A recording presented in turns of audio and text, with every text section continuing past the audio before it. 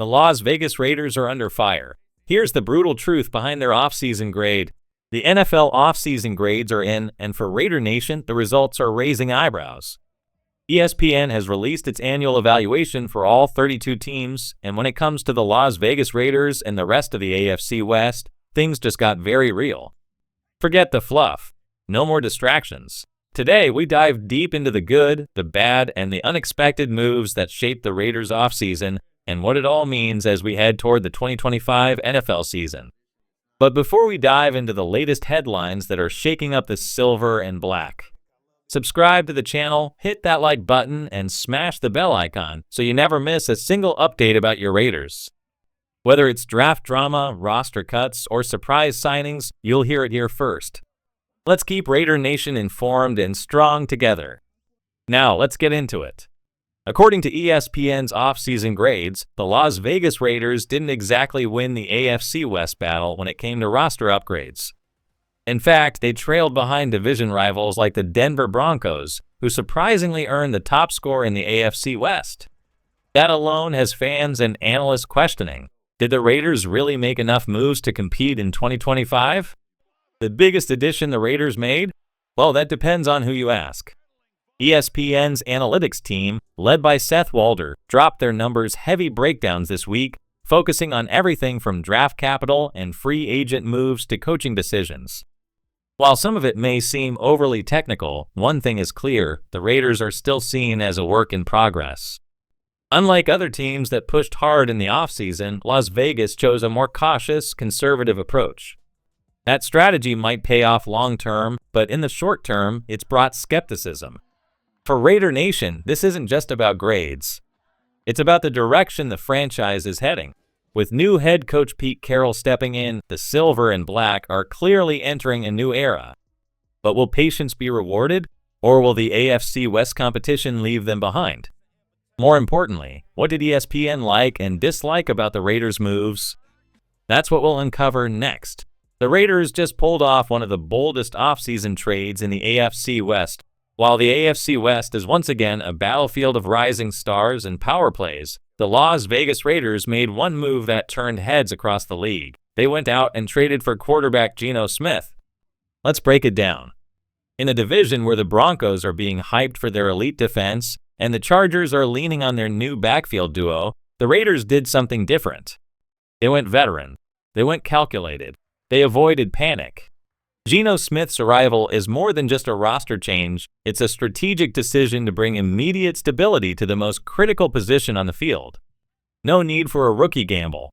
No need to mortgage the future for an unproven draft pick. The Raiders avoided desperation and chose experience. Just look around the AFC West. The Denver Broncos got an A from ESPN. But that grade hangs heavily on one thing: their defense. While second-year QB Bo Nix is promising, the reality is that defense carried them in 2024. ESPN's Seth Walder gave their front office credit for re-signing defensive tackle DJ Jones, but knocked them for ignoring the wide receiver room. It's clear they're betting it all on defense again. The Chargers, who finished 2024 in playoff territory, got a B. They drafted Marion Hampton, a powerful running back, and added guard Mike Becton, two solid picks to fit Jim Harbaugh's smash-mouth style. But they didn't address the edge rush, and that could haunt them. The Chiefs, surprisingly, earned a B-, trading away guard Joe Thuney, signing Gardner Minshew as a backup, and picking up a questionable O-lineman in Jalen Moore all suggest Kansas City knows they need to protect Mahomes, but may have taken the wrong path to get there. And that brings us back to the Raiders, who also earned a B grade, but their situation is far more nuanced.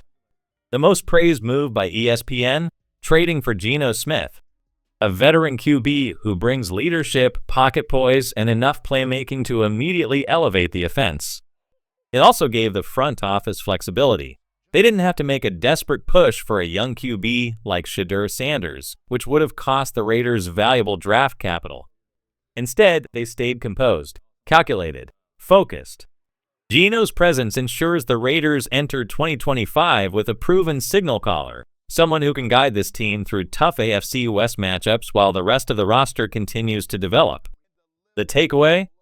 Las Vegas isn't chasing hype.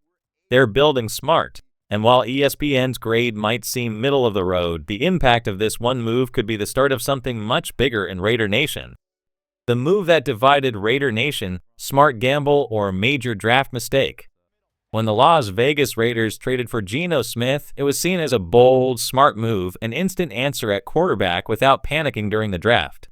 Smith threw for over 4,000 yards last season, and while he's not elite, ESPN analysts are already calling him a potential top 15 QB heading into 2025. Let's be honest, that alone gives the Raiders a competitive edge they didn't have last year. For once, they'll walk into matchups with an actual quarterback advantage. That's a huge upgrade from the inconsistency that haunted them throughout 2024. But that's not the only decision turning heads this offseason. ESPN's most praised move? Re-signing defensive tackle Adam Butler. Butler wasn't just a role player, he was a clutch performer when the Raiders needed him most. After Christian Wilkins went down last season, Butler stepped up and delivered. That earned him a 3-year extension, and rightfully so. He brings veteran leadership, a relentless motor, and toughness up front. With Wilkins' status still uncertain, Butler may once again be asked to anchor the defensive line. And the front office showed faith in his ability to do exactly that. But here's where things get controversial. The most criticized move by ESPN? Drafting running back Ashton Genty with the 6th overall pick. Now, Raider Nation had debated this for weeks leading up to the draft. Some were excited about Genty's speed, toughness, and home run ability out of the backfield. Others worried, is it really worth using a top 6 pick on a running back in today's NFL? ESPN's Seth Walder didn't hold back. According to Walder, running backs don't carry premium value, especially not in a cap-driven league.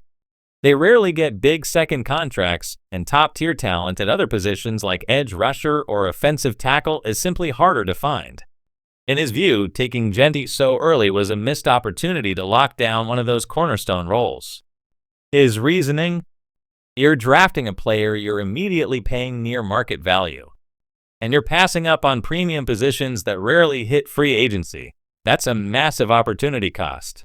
Walder didn't question Genty's talent. He admitted the rookie has top-tier potential. But the argument came down to positional value.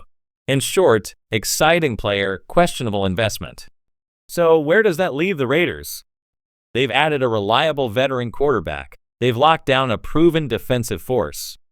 But they've also made one of the riskiest first-round picks in recent memory. The grade may say B, but the true evaluation of this offseason hinges on one question. Will Ashton Genty prove them all wrong or prove Seth Walder right? Only time will tell, but the pressure is on and Raider Nation is watching. The Raiders bet big on Ashton Genty. Now he has to deliver. In 2024, the Las Vegas Raiders hit rock bottom in one painful category, rushing offense. Dead last in the NFL. Whether it was yards per game, attempts, or total production, the Silver and Black simply had no ground game to speak of. And when that happens, no quarterback, no matter how good, can carry a team alone. Enter Ashton Genty, the explosive running back drafted 6th overall. Now let's be clear, there's no denying the Raiders needed help at running back. But the question that's divided fans and analysts alike is this: was Genty worth a top 10 pick? Seth Walder from ESPN, like many analytics experts, says no. His argument? Running back is a low-value position in today's NFL, one that rarely justifies early first-round picks. According to him, unless Genty becomes an elite, dual-threat weapon, contributing heavily in both the run and pass game, the pick won't hold its value. But here's the other side of the debate. The Raiders weren't just filling a hole, they were making a statement. They looked at the tape, the numbers, and the urgency. No other back in the draft matched Genty's explosion, vision, and versatility. And while some analysts pointed to other available players, like edge rusher Latamu, who went one pick later, there wasn't a name on the board that screamed franchise changer the way Genty did for this offense. Yes, the Raiders could have gone with a tackle or defensive player. But would that have had the same impact as dropping a game-breaking back into a backfield that averaged under 80 rushing yards per game last season? Highly unlikely. The truth is this: Las Vegas made a need-based pick, but they picked a weapon. If Genty turns into the dynamic back they expect, 1,200 plus rushing yards, 300 plus receiving yards as a rookie, no one will care that he was drafted 6th overall. People forget where players are selected when they help win games. If Genty fuels this offense, if he makes life easier for Geno Smith and opens up play action options, the value will take care of itself. And don't overlook the coach behind this decision. Pete Carroll knows how to build a winning team. He's taken young rosters, veterans, and cast-offs to Super Bowl Sunday. He understands balance, and he clearly sees Genty as the engine that can power this offense through the brutal AFC West. So yes, the criticism is valid, but so is the need. The Raiders didn't draft Genty for style. They drafted him to change the identity of their offense. And if he delivers, this pick will be remembered not for where it happened, but for what it started. Pete Carroll's return could spark the biggest turnaround in Raiders history. For years, the Las Vegas Raiders have searched for stability, leadership, and a true football identity. Now they may have finally found it in the form of a 73-year-old legend who refuses to slow down. Pete Carroll is back, and he's already changing the energy inside the Raiders building. After a brief stint as a professor at USC, Carroll is returning to the NFL sideline, not just to coach, but to rewrite history. On September 7th, he'll become the oldest head coach in NFL history, yet his energy feels anything but old. He's known as a motivator, a culture builder, and a leader players genuinely want to fight for. And here's the part that should get Raider Nation fired up. Every time Carroll has taken over a new franchise, he's led them to the playoffs in his very first season. 1997, Patriots playoff berth. 2010, Seahawks playoff berth. 2025, could the Raiders be next? It's not just possible, it's starting to look likely. This isn't a rebuild. This is a reawakening. Just ask those around the league. NFL analysts like Damian Woody and Dan Graziano are already seeing the shift.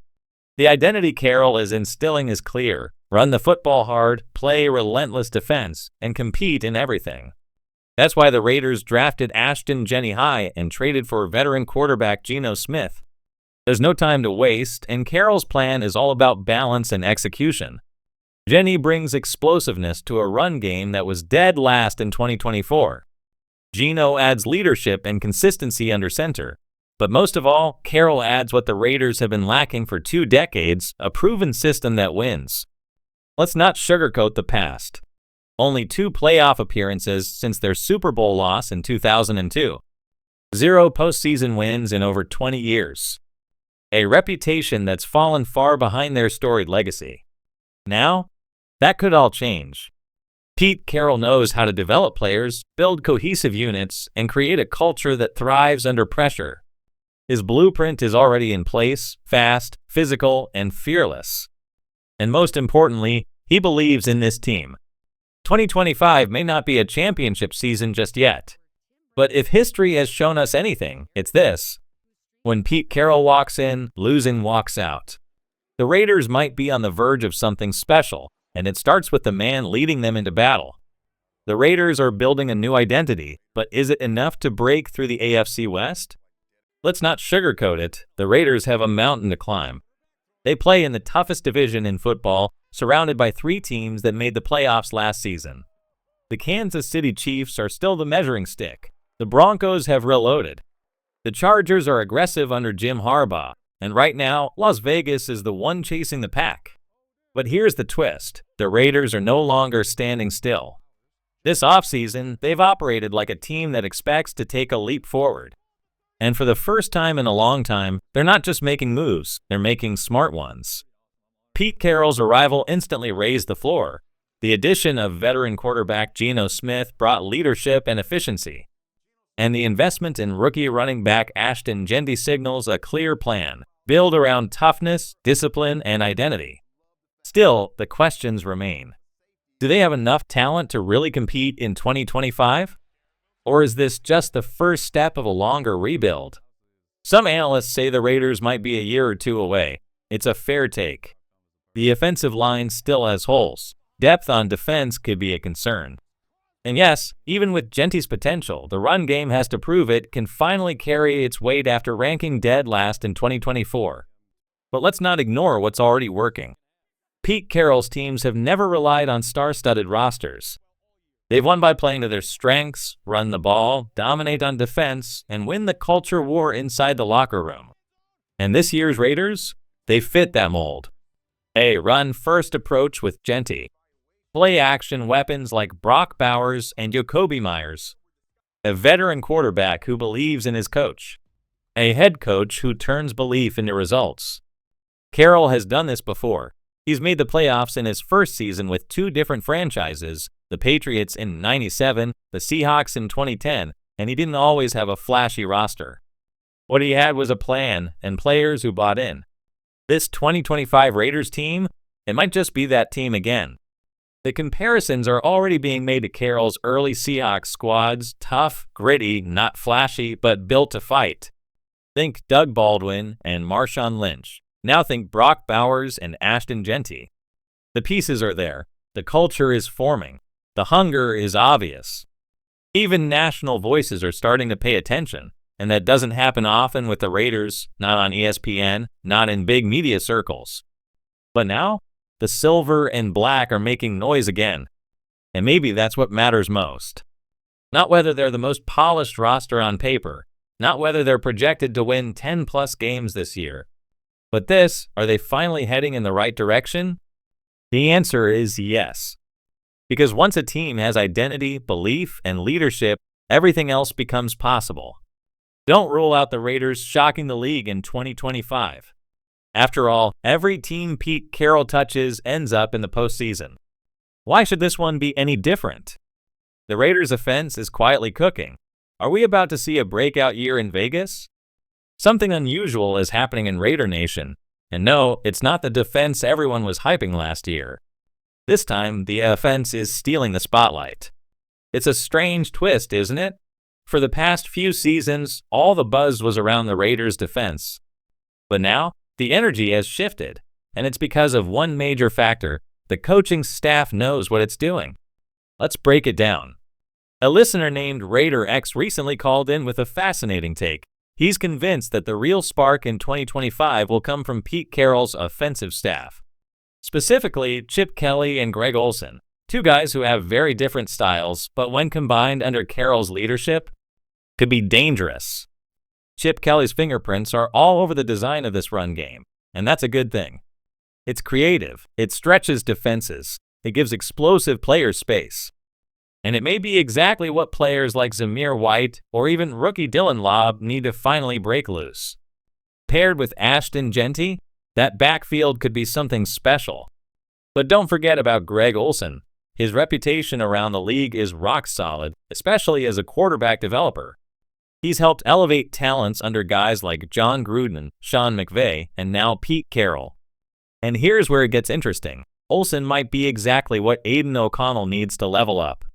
Let's be honest, O'Connell isn't the flashiest name on the roster. But he's smart, composed, and now he's in a system that will nurture his strengths. Behind Geno Smith, he's got a real chance to grow without the spotlight cooking him alive. Speaking of Geno, his presence might change everything. The word is already spreading across Raider Nation. This guy gets it. He's steady, he's efficient, and when combined with a strong run game and tight end heavy formations, he's more than enough to take this offense from boring to explosive. And what about the big names? Mike Mayer, Brock Bowers, Jakobi Meyers, don't sleep on them. These are the weapons that make a balanced attack possible. No longer will Vegas be a one-dimensional team that struggles on third down or fizzles in the red zone. If this group stays healthy, the offense could carry this team through the season. But of course, questions remain. What about depth? What about the complementary back behind Genty? What about injuries? The truth is, no team has all the answers in July. But for once, the Raiders feel like a team building forward, not just hoping for a miracle. There's a new tone inside this building. A plan is in place, and Raider Nation can feel it. Even fans are chiming in with new energy. One listener, Phil from the 626, even brought up something that deserves more attention: the game day vibe at Allegiant Stadium. He's noticed there's no signature chant on key downs. But here's the thing, when it matters most, Raider Nation always shows up. And even if there's no official noise cue, the fans know when it's time to raise hell. The crowd, the players, the staff, something's syncing up. Yes, the AFC West is brutal, and no, Vegas isn't being crowned yet. But maybe that's the point. This time, they're not chasing headlines, they're building a foundation, a system, a culture. And if Pete Carroll pulls off what he's done before, get a new team to the playoffs in year one, nobody should be surprised. Keep your eyes on this offense. This might be the year it all clicks. Is Geno Smith just a temporary fix, or the leader the Raiders needed all along? It's the question burning through the hearts of Raider Nation. Is Geno Smith really the guy? Or just another name on the long list of stopgap quarterbacks? One thing is certain, the expectations are complicated. On one side, there's cautious optimism. On the other, fans like Raider Russ aren't convinced. To them, Geno looks like just another Band-Aid slapped on a deep quarterback wound. Russ isn't alone in his doubts. He's not thrilled about passing on a younger QB in the draft. And he's skeptical that Geno, now 34, can make it through the season without the Boo Birds showing up by week 4 or 5. In his eyes, Geno hasn't proven enough. Too many interceptions, too few big-time wins, and not enough to show that he can lead a team deep into January. And hey, that criticism is fair. But here's where things get interesting. After the Raiders missed out on Matt Stafford, the front office pivoted. And yeah, Geno Smith wasn't the flashiest option left on the board. But after digging deeper, talking to people who've coached and studied him, there's more optimism now than there was a few months ago. Let's look at the facts. Last season in Seattle, Geno threw for over 4,000 yards. That's real production. But there's still a problem, 21 touchdowns to 15 interceptions? Not great. If this Raiders offense is going to work, that ratio needs to flip closer to 30 TDs and under 10 picks. And the sacks? A massive concern. Geno went down 50 times last year. That can't happen again. No quarterback can function under that kind of pressure, especially not behind a line that's still finding its identity. The Raiders' offensive front needs to be sharper, faster, and more physical. Because if Geno's always on his back, none of the other upgrades will matter. Then there's the flip side. What if it all clicks? That's where fans like Jamario from Columbus step in with a more optimistic lens. He sees a different vision taking shape, a new era that's not about flashy names but about smart football. Geno has deep ball accuracy. Chip Kelly opens up space. Ashton Genty keeps defenses honest. And if the line holds up, even just solidly, teams won't be able to stack the box the way they have in the past. Think about it. You've got a running back who can both break tackles and catch passes, tight ends who can stretch the field, and a quarterback who can sling it when protected. That balance, if achieved, makes the Raiders harder to predict, harder to defend, and way more dangerous. The truth is, Geno Smith isn't here to be a savior. He's here to stabilize. And that's what the Raiders need right now. They don't need fireworks, they need function. And Geno might be just steady enough to bridge the gap between chaos and contender. He's not the long-term answer, but maybe, just maybe, he's the right man for this moment. Give him 2 or 3 years in a controlled system with smart play calling, and he just might prove his critics wrong. But of course, it all depends on execution. The offensive line, the chemistry with Chip Kelly, the trust in Pete Carroll's structure, the toughness of Genty, the reliability of Michael Mayer and Brock Bowers, it's all connected. And when the season starts, Raider Nation won't be patient. Expectations may be cautious, but the hunger to win is burning hotter than ever. So here's the real question. Is Geno Smith a mistake? Or the steady hand before the storm clears? We're about to find out. The secret weapon in Vegas? It might be speed, not stars. Let's talk about something that could quietly reshape the entire Raiders offense, speed in space. Forget the big name signings. Forget chasing highlight reel quarterbacks. This team might finally be building something smarter, something faster, and something harder to stop. When you break down this roster, it's not just about Geno Smith or even Ashton Genty. It's about the entire ecosystem of weapons that are designed to keep defenses guessing. Start with Tyquan Thornton. He's got the kind of elite speed that stretches the field in a flash. But don't think he's just a deep threat. Raiders fans are going to see him used in slants, drags, crossers, and when he catches the ball in motion, good luck catching him. He's got that Jameson Williams-like breakaway ability. One cut, and he's gone. Then add in Jakobi Meyers, a savvy route runner who knows how to find the soft spots in any coverage.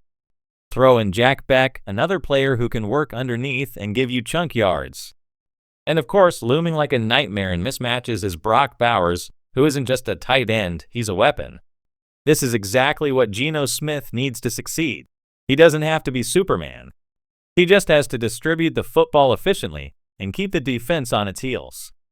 Because this year, Las Vegas might be the fastest offense they've fielded in over a decade. And yes, Geno's mobility matters. He's not going to take off for 100 yards a game, but he doesn't need to. His ability to extend plays, roll out, and avoid pressure might be the hidden key to unlocking Chip Kelly's fast-moving, space-heavy scheme. The real heartbeat of the offense, though, it's the run game. Ashton Genty is the trunk of the tree. Everything else, the deep shots, the play action, the misdirection, it all branches out from whether this team can run the football consistently. Because if you can't run the ball, none of the speed, none of the creativity, none of the ideas work. It all falls apart. So when you look at the formula, Genty pounding the rock, Thornton stretching the field, Bowers drawing double coverage, and Geno staying calm in the pocket, you start to see how this all comes together. But Raider Nation, there's one more thing to watch for. Defense is the wild card. One fan, strange Raider from the Bay, put it best: Pete Carroll had the Legion of Boom. Vegas might just be building the Legion of Doom. It's a bold claim, but it tells you what this new generation of fans and insiders is feeling. The Raiders are done chasing names. It's about building their own legends now. No more hoping for someone else's star to save the day. The focus is on developing their own monsters on both sides of the ball. And whether that happens in year one of Pete Carroll's era or year two, you can feel the foundation being laid. The countdown is on. Veterans report to training camp in just 11 days. And when that clock hits 0, Raider Nation will finally get a first look at a new identity, a new offense, and maybe a new destiny.